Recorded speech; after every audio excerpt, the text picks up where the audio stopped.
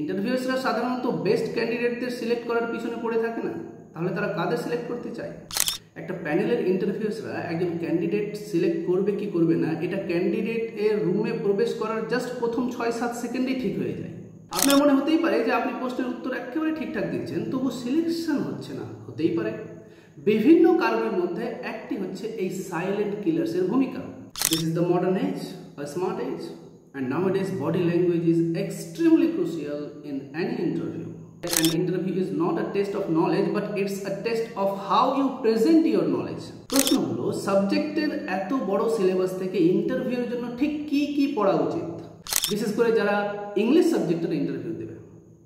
English সাবজেক্টের interview দিতে গিয়ে যদি ইংলিশে ফ্লুয়েন্সি না থাকে, তাহলে সেটাকে কি করে ট্যাকল করতে হবে? Hello WBSLST aspirants, written crack হয়ে গেছে, এবার ফেস করতে হবে ইন্টারভিউ। রিটেনের কোয়েশ্চেন পেপার সহজ হলেও তার প্রিপারেশন কিন্তু সহজ ছিল না।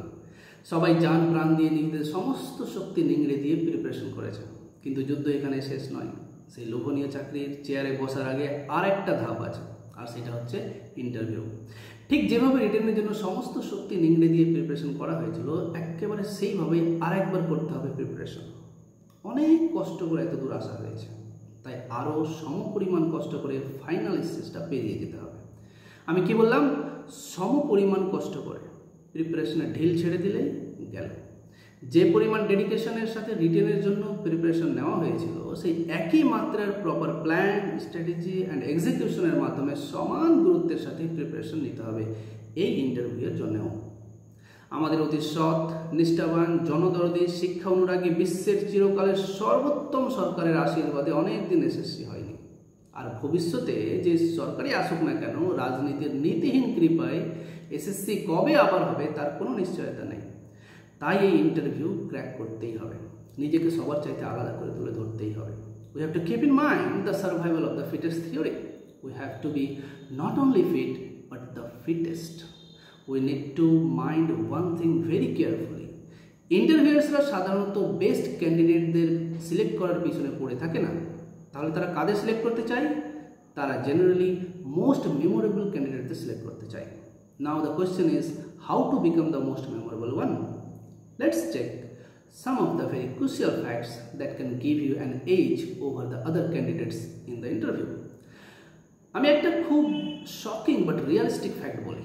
একটা প্যানেলের ইন্টারভিউসরা একজন ক্যান্ডিডেট সিলেক্ট করবে কি করবে না এটা ক্যান্ডিডেট এর রুমে প্রবেশ করার জাস্ট প্রথম 6-7 সেকেন্ডেই ঠিক হয়ে যায়। তাই একজন ক্যান্ডিডেটের ইন্টারভিউ রুমে প্রবেশ করার মুহূর্তটা অত্যন্ত ইম্পর্টেন্ট। এইটার উপর যথেষ্ট কাজ করার স্কোপ রয়েছে, এটাকে অ্যাভয়েড করলে চলবে না। You know very well the first impression is the last impression. We have no option but to know how to impress them. দ্বিতীয়ত, even if you pass that 6-7 initial crucial moments, তারপর শুরু হয় কিছু silent কিলার্সের ভূমিকা। আপনার মনে হতেই পারে যে আপনি প্রশ্নের উত্তর একেবারে ঠিকঠাক দিচ্ছেন বা দিয়েছেন, তবুও সিলেকশন হয়নি। হতেই পারে বিভিন্ন কারণের মধ্যে একটা কারণ হচ্ছে এই সাইলেন্ট কিলার্সের ভূমিকা, যা নিঃশব্দে আপনার এতদিনের প্রস্তুত করা ইন্টারভিউ শেষ করে দিতে পারে। প্রশ্ন হচ্ছে, এই সাইলেন্ট কিলার্স কারা? এই বিষয়ে বিস্তারিত আলোচনা করার প্রয়োজন রয়েছে।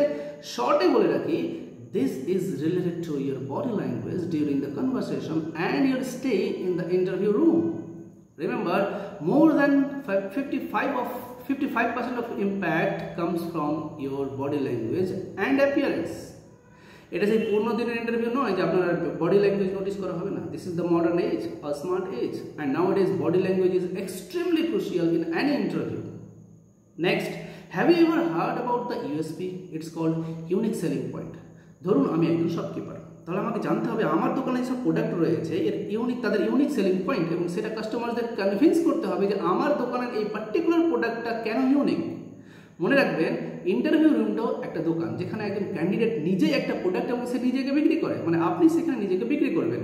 এখন নিজেকে সেল করলে নিজের ইউনিক সেলিং পয়েন্টসগুলো তো পরিষ্কার জানতে হবে, যেন কনভিন্স করতে পারি যে আমি কেন ইউনিক, আমি কেন সেই জবটা ডিজার্ভ করি। আচ্ছা বলুন তো, আপনার 5টি ইউএসপি বা 2টো বা অন্তত একটা যদি এক্ষুনি আপনার মাথায় না আসে, তার মানে আপনাকে এটার উপর ভাবতে হবে, এটার উপর কাজ করতে হবে। আচ্ছা, শেষ কথায় আসি। যদিও এটা সত্য যে an interview is not a test of knowledge, but it's a test of how you present your knowledge, তবুও সাবজেক্টের উপর, আবার বলছি সাবজেক্টের উপর আপনার ভালো এবং কমান্ডিং নলেজ থাকা জরুরি। এখন প্রশ্ন হলো, সাবজেক্টের এত বড় সিলেবাস থেকে ইন্টারভিউয়ের জন্য ঠিক কি কি পড়া উচিত এই মুহূর্তে? এরও একটা প্রপার স্ট্র্যাটেজি আছে। ইন্টারভিউয়ের জন্য কি পড়া উচিত তা পরিষ্কারভাবে জানতে হবে। তার আগে আরেকটা ব্যাপার, একটা কমন কোয়েশ্চেন যেটা সবাইকে জিজ্ঞেস করা হয়, সেটা হলো your introduction. Tell me honestly, do you really know how to introduce yourself? ইন্ট্রোডাকশনে ঠিক কোন কোন পয়েন্টসগুলো বলা উচিত আর কোন কোন পয়েন্টসগুলো একেবারে অপ্রয়োজনীয়, সেটা সম্পর্কে যথেষ্ট নিশ্চিত হয়ে তবেই ইন্টারভিউয়ে গিয়ে নিজের ইন্ট্রোডাকশন দেওয়া উচিত। ইন্টারভিউ যদি কোনো প্রশ্নের উত্তর জানা থাকে, সেটা কিভাবে বললে সিলেকশনের চান্স বাড়বে আর কিভাবে বললে তা কমবে, এটা জানা দরকার। আবার যদি কোনো প্রশ্নের উত্তর না জানা থাকে, তার রেসপন্স কিভাবে দেওয়া উচিত, এগুলো না জেনে ইন্টারভিউ দেওয়া একেবারেই বুদ্ধিমানের কাজ নয়। এর পরের একটি ক্রিটিক্যাল ম্যাটার আছে, বিশেষ করে যারা ইংলিশ সাবজেক্টের ইন্টারভিউ দেবে। ইংলিশ সাবজেক্টের ইন্টারভিউ দিতে গিয়ে যদি ইংলিশে ফ্লুয়েন্সি না থাকে, সেটাকে কিভাবে ট্যাকেল করতে হয়। যদিও আমি এটা কোনোভাবেই সাপোর্ট করি না যে আপনি ইংলিশ সাবজেক্টের টিচার হবেন অথচ আপনি ইংলিশ বলতে পারেন না, তবু আমি আশাবাদী যে শিগগিরই আপনি এই ড্রব্যাকের উপর কাজ করবেন। আমাদের এখন এটা দেখতে হবে যে এই আসন্ন ইন্টারভিউয়ে এই সমস্যাটাকে কিভাবে সামলানো যায়। ঠিক কোন কোন ইংলিশ সেন্টেন্সের আগে থেকে জেনে রাখলে অন্তত ইন্টারভিউয়ে পাস করার সম্ভাবনা তৈরি হতে পারে। এই ইন্টারভিউ থেকে যেন শূন্য হাতে ফিরে আসতে না হয়, রিটেন যখন কোয়ালিফাই হয়েই গিয়েছে তখন ইন্টারভিউ যেন ক্লিয়ার হয়ে যায়, এই টার্গেট নিয়েই আমরা ইন্টারভিউ প্রিপারেশনের জন্য প্র্যাকটিক্যাল গ্রাউন্ডে কাজে নেমে পড়েছি। প্র্যাকটিক্যাল গ্রাউন্ড এই জন্যই বললাম, কারণ আমরা অনলাইনে তো ডিসকাশন করছি ইন্টারভিউর বিভিন্ন টিপস নিয়ে, পাশাপাশি আমরা অফলাইনে, আবার বলছি অফলাইনে, ঠিক যেভাবে ইন্টারভিউ হয় সেই রকম একটা রিয়েল সেট আপ ইন্টারভিউ প্র্যাকটিসের ব্যবস্থা করেছি। আপাতত 4টে ডিস্ট্রিক্টে, মুর্শিদাবাদ, মালদা, উত্তর দিনাজপুর এবং দক্ষিণ দিনাজপুর। চাইলে আপনারা পার্টিসিপেট করতে পারেন। যারা আগ্রহী তারা আমাদের সাথে স্ক্রিন দেওয়া কন্ট্যাক্ট ডিটেলসে যোগাযোগ করতে পারেন।